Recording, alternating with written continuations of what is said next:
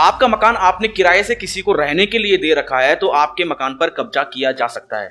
यदि आप किसी को मकान किराए पर दे रहे हैं तो आपको यह ध्यान रखना होता है कि आप कितनी अवधि के लिए किराएदार को मकान किराए पर दे रहे हैं, क्योंकि नियमों के मुताबिक अगर एक अवधि से ज्यादा किराएदार किसी भी मकान पर रहता है तो फिर वह उस पर दावा कर सकता है, यानी आपको अपने मकान से हाथ धोना पड़ सकता है।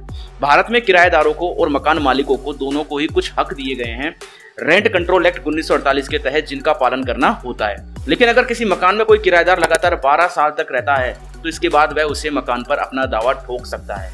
हालांकि इसके लिए नियम काफी कठिन है, लेकिन अगर ऐसा होता है तो फिर आपकी प्रॉपर्टी विवादित हो जाती है। इसे बेचने में भी आपको समस्या झेलनी पड़ सकती है और बहुत से किराएदार इस कानून का अवैध इस्तेमाल करके प्रॉपर्टी पर कब्जा करने का प्रयास करते हैं।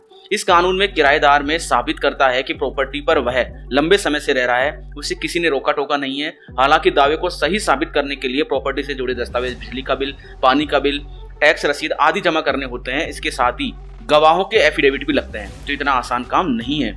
मकान मालिक इस तरह की स्थिति से बचने के लिए सबसे पहले तो जिसे भी मकान किराए पर देता है रेंटल एग्रीमेंट जरूर बनवाए। रेंटल एग्रीमेंट 11 महीने का होता है, इसे हर साल रेन्यू कराया जा सकता है।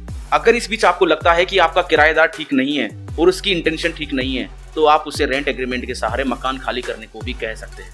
समय समय पर किराएदार बदलते रहना इस समस्या से बचने का सही समाधान है। शुक्रिया।